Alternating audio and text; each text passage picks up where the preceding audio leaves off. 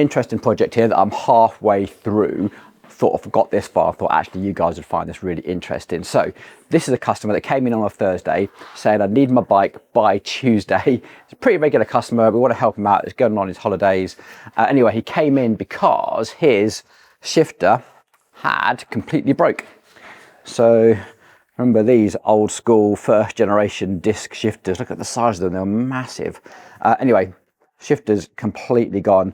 You can put a camera down there, you can see the ratchet, it's just snapped off. There's absolutely no way you're getting any indexing in that at all. Look, that is just dead, dead, dead. The other shifter had a really slow release brake as well, so not ideal. Now, these last got made in 2014, possibly a little bit before that. In COVID, they completely wiped out all of the stock. I have actually found some online, but if they even exist, they're trying to advertise them at almost £500. Now, the great thing is that now they do an 11-speed, or now they did an 11-speed 105, which is the rest of the componentry. So all the mechs that came off it were all the old 5800 series. And you can find them. I found someone online selling them for about £260 for a set of shifters ready to go. It's the only ones I could find. Whether they actually physically exist or not, I don't know. So bit of a risk getting it here by Tuesday. So we were scratching our heads thinking, oh, what the hell. Anyway, as the sort of conversation went on, the customer was always like, oh yeah, it's been knocking the chain off, it's been sucking the chain into here, alarm bells, chain suck. The chain was really worn, the gears weren't working properly. So a little bit of a look around and we could see, yeah, chain rings are rusty. So we quoted for this outer chain ring is like £55. The inner one is 20 quid. New chain, £20. A new cassette, because you use the SLX cassette with a little Pilo adapter here, about another £45. So all of this though would have to be sourced off the internet because it wasn't in stock with our supplier. We're all picking bits off from other bike shops around the country. There's no guarantee that actually stock really exists. We'd have to call them up, make sure it exists, pay for the more expensive postage to get it here on time, as opposed to just going to our supplier, which is Madison for Shimano, guaranteed next day delivery, job done. So with that in mind, I proposed a couple of options. One, you're either looking at a cheaper bill that we could probably source by the time we've added our sourcing fee. A little sidebar here, so we charge a sourcing fee if we're buying parts on your behalf from other shops where we have got to pay the carriage, take care of all the payment, give the invoices to our bookkeeper, process all the VAT, etc., take care of any future warranty issues. Then we mark that up by 25%. If you can source all your parts yourself, bring them in, that's totally fine by us, we don't really care. But anyway, so that's what this customer wanted to do. He wanted I want to drop my bike off, pick it up on Monday, ready to go on holiday on Tuesday. So with that in mind, this whole thing was going to come to around £500 in parts plus all the labour, and no guarantee it was going to get done in time. So my solution I offered him was, well, look, Shimano Ultegra is all in stock right now. You've got the benefit of some shorter cranks, which you'd definitely benefit from. I'll buy back the 1134 cassette from you. We'll put that into stock. We'll use it one day. Your disc rotors are fine. I'll buy them back off you as well. We'll save some money there. And I know it will be here tomorrow. And it was. It arrived on Friday. And this is how far I got. Today is Monday. Customer was like, yep, brilliant. That's what I'll go for. We can discuss whether you would do that later in the video. Now, in that process, what I knew about Trek BB90 was these bearings are notorious for falling out of the frame, and this has already had one solution applied. So remember, these steel bearings press directly into carbon frames. Terrible idea. Trek abandoned it fairly quickly. Made it all very light but pretty impractical to repair. Now several repair solutions have been offered over the years. So Trek and Biconi do a slightly oversized, so 0.1 millimeter larger diameter to take up that gap that gets created as this bearing wears away at the carbon. That has already been done. So the oversized bearing has already been added and we're still just a little bit loose. So I sent this video to the customer, I uploaded it to BikeBook with the system we use. He could see that video, asked him to authorize some parts, and away we go. And the solution we went for was the token screw together. These bearings are pretty worn out anyway. They were going to be about 15 to 18 pounds each. So the upgrade to the sort of the bomb-proof solution was a bit of a no-brainer. paid for that on next day delivery from Merlin and praying that it gets here on time. If it doesn't, there is another solution, which is we can try and just retaining compound these in. That means I've got to really clean this whole area up, be meticulous with it, probably replace this bearing as well. And so long as the gap isn't going to exceed that 0.25 that Loctite have in their specifications, we should be okay. It's not ideal. I much prefer that screwed together in this situation. Another little sidebar, I don't always recommend screwed together because it means that you're clamping the frame, and a lot of lightweight frames don't like that. These, on the other hand, have got a lot of carbon material around here, and they actually work quite well with the screwed together idea. So that's where we are up to. As you can tell, it's a pretty easy job. We've got a few little scuffs that we're going to tidy up here. We're going to put a big sticker on that to make sure that doesn't get any worse. We've got all this built. We've got the 11 speed 11 to 42 cassette from Sunray, so we can still have that lovely low ratio that they wanted by using their Pilo, and hopefully we'll have this on the road by the end of today and the customer can get on their flight tomorrow. See how it goes. Quick sidebar on what I mean by this gap fill. Now, what I've done is I've just pushed the bearing back in, and I've got a set of feeler gauges. I have a 0.2 and a 0.25. Remember, 0.25 is the maximum gap fill that you might hope to achieve with a retaining compound. For me, I wouldn't want to push it. 0.2 is probably okay, but this edge here is actually okay, but around here, it starts to swallow this 0.2. In fact, all the way around this edge here is definitely where that gap is. Now, the 0.25 will only go in one small part here. The rest of it is actually pretty good. Now, a retaining compound can probably get this customer through their holiday, but not a good long-term fix. That is definitely pushing it quite a bit, to be fair. So feeler gauges, dead handy. Get these in your workshop. We have a bottom bracket. Well done, Merlin Cycles. Delivery absolutely on spec. So this is what the bottom bracket looks like. You essentially have a very skinny bearing in there, and you have these little notches on the end. So if you're going to do this at home, a bit annoying because you've got to buy the tool, and annoyingly the tool is probably more expensive than the bottom bracket. But they also do two versions of this. They do a oversized version. So if you've got both sides of your frame are completely oversized, then you make a bigger size. You do need to have a one side at least that has some friction to it. So we know that the non-drive side of this is actually okay. We only need to worry about the drive side. So we can screw that in. Now, the other thing I want to do is, because this customer is considering a new bike in the future, I don't want to invest too much into it. Otherwise, I might do a slightly better job of this. Would either use some filler or some paint, but they just asked me to clean it up and just put a protective sticker over it. So we'll do that, get everything installed. So what we're going to do, if you want anything to stick, give it a good clean. So IPA and a bit of blue roll, really get in there and give it a good clean. And this is just like helicopter tape. It's got Effetto Mariposa branding on it, but you can get this from Amazon, eBay, all sorts. It's just a very thick tape, and just like to tidy up the edges a little bit.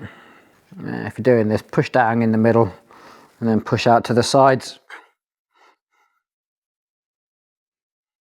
So to install this bottom bracket, we'll just use grease because we know we've got a good fit on one side. This is Autol Top 2000. It's a very sticky grease, good for filling gaps and bits and pieces like that. So get that in there. And on the threads themselves, I actually want some sort of assembly grease. Now, remember, the principal property of an assembly grease is that it resists being squeezed out. So when you're putting it on a thread, it doesn't all just squish out the sides as soon as you add some torque to it. It's also meant to be there as an anti-corrosion layer. So it's meant to stay put, not necessarily lubricate like a bearing grease would do.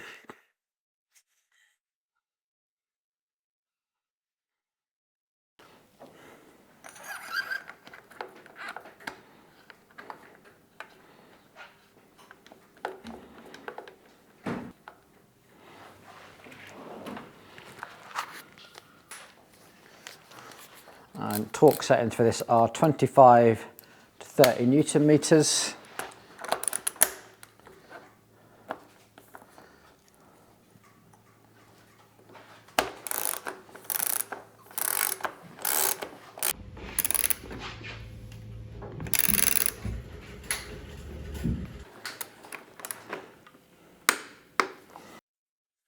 So in the box you get 2 bearing shields like this, and you also get a spacer. The spacer, as if you're running mountain bike, because remember mountain bike is BB92, sorry, BB95. So on the box here, this is for both BB90 and BB95. And I'm just going to add a little bit of mobile XHP here and around here.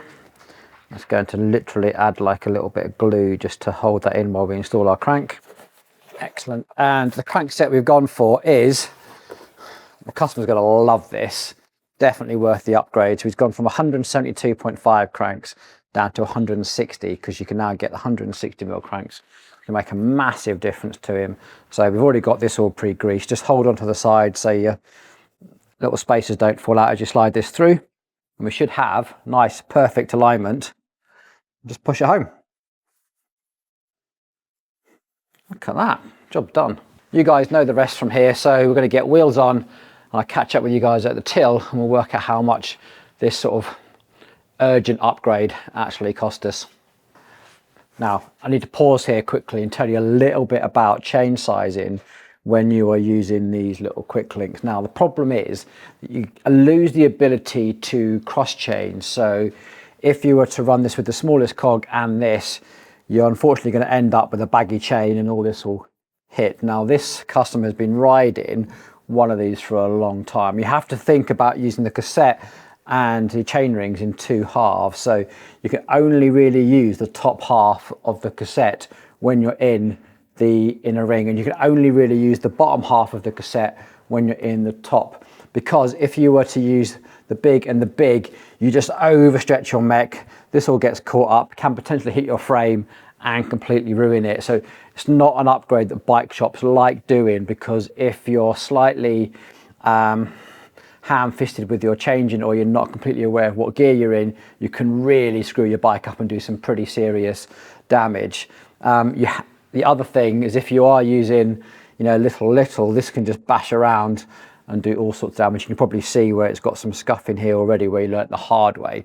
Now, this is something that the customer really insisted on doing. I know the customer, they know the risks, and I'm sort of happy to do it on that really good understanding. We've got it documented on all our service work to make sure they fully understand. So you'll probably find that your bike shops are sometimes quite reluctant to do this sort of upgrade if they don't know you, because of all these reasons. The worst thing is if they do this upgrade and you come back and say, my chain broke, it ripped my mech off. It can be a potential nightmare. So you really have to make sure you understand the risks of all this.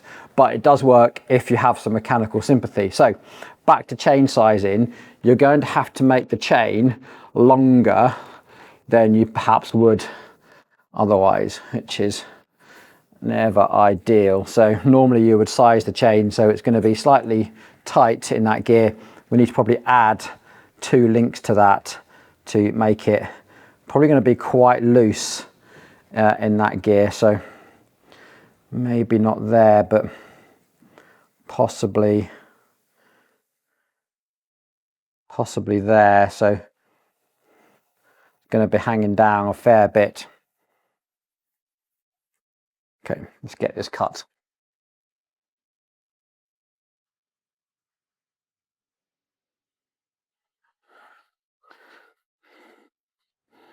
In fact, I'm going to give myself a little bit of wiggle room to start with and cut that a little bit longer still, because I can always go shorter and add a quick link if I need to. This is about as brave as I want to go. If I try to do one more shift, you can just see how well, see how much that mech is now stretched. Like, you could probably get away with that, but if I just do one more, you will see that is going to be, yeah, you can't put pressure here now. And if you even tried, I mean, remember your legs are way stronger than, you know, my arms here. That will literally just pull that off and you're absolutely catastrophe. So that, I'm just trying to film it so you can see what's happening, is as far as that can possibly go. So this customer is absolutely under strictest instructions. You absolutely must not use that that top gear, or it will be a complete disaster. So let's make that safe. This seems like a great opportunity for a lesson in gear mech capacity. Now, if you look at the spec sheet of any rear derailleur, you'll see a column that says max capacity. In the case of Shimano Ultegra, that says 39 teeth. For things like GRX and the 105, it says 40 teeth. But how do you actually work that out? Well, simple equation. All you do is you take your front chain rings and you subtract the small ring from the big ring. For most things Shimano, that means a count of 16, which is the max capacity of the front derailleur. And then you take your cassette and you subtract the small ring from the big sprocket on there. So in the case of this, we've got a 11 to 34, so the difference is 23 teeth. Then you add those two things together, and for Shimano Ultegra, you get to 39 teeth max capacity of the rear derailleur. For Shimano 105, you get that max capacity, that 1136 cassette. The same actually goes for GRX. So you could be saying, why didn't you just use a Shimano 105 or a GRX? Well, the reason is that in terms of the max capacity, you only gain one tooth in terms of its max capacity. Hope you're still with me. Now, the problem that we have here is that we are trying to fit an 11 to 42 12-speed cassette, which means our capacity is now 47. So we are a long way from what the max capacity of the mech is. Now, that little Pilo Alpe d'Huez road fairy adds essentially +4 to that capacity. So we're getting closer, but we're still 3 away. Going to a GRX or a 105 rear mech instead, we'd get one of those back for sure. That'll definitely improve the situation, but we're still 2 teeth away from being perfect. Now, here's the thing, there are other solutions out there. So we could have gone for a smaller front chainring. People like Praxis and other companies make a 32, 48. There's other ways of getting a small ratio at the back as well. But they're all going to be 250 pounds-ish. In fact, Presticycle, the reason I've got this here, these guys actually make the perfect cassette. It is 11 to 40 teeth. It would fit perfectly with that little Alpe d'Huez fairy. You could get all our gear ratios, but again, it's 250 pounds. Now, that's all well and good if that's going to be a permanent ambition to keep that gear ratio. There's no permanent ambition to keep this. This is for a special trip, a one-off occasion, not necessarily to be kept on the bike the whole time. So we're probably going to go back to the 1134 and everything will be fine. So we have 4 options essentially then. One is the Presticycle cassette. We have the option of the smaller chain rings. We have the options of restricting the gears. So we could restrict the cassette by using the limit screws. If we did that on the high side, we'd have to restrict the 11, the 12 and the 13 to get that gear ratio down. So you're restricting 3 gears, which is very impractical. You could restrict the 42 and stop the mech going anywhere near it. That would work as well. Again, kind of defeats the object of having it there. And the fourth one is, as I've said, is discipline. You just make bloody sure that you're paying attention to what you're doing with your fingers and don't use that lethal combination. There we go. Hope that helped. You need to calm down, honey. You need to calm down. Here we go then, time to tot up the bill, always the fun part. Now, we've already talked about the group set before. That was prepaid. We took a deposit for that before we started the work. And the only balance to pay is the bottom bracket, which we got authorized, plus the bar tape and of course the labor, which comes under our optimization service. So it's about 2.5 hours work. Easy work, just taking a group set off, don't need to clean it, anything else. You just put the new one on, bleed it up as you've seen, bed in the brakes, and we're good to go. And I think this customer's now got a really solid upgrade path because the wheels are really good. In fact, we've done some work on these wheels previously, just around sort of the COVID times when we could not find spares for Vision wheels at all. And we actually ended up rebuilding his wheel onto a DT Swiss 350 hub because weirdly we could still get hubs. So that wheel is still solid. They're a great set of rims. They're still in great condition. So he's got wheels and a group set he can just take to whatever frame he chooses next. So, and it is Monday afternoon. I'm going to give the customer a call right this second. He can come and pick this up, get it into a bike box, get away on his holiday. Job done. I think it's a good decision. I'm pretty sure he's going to love his holiday. See you guys on the next video. We've got a plane to catch.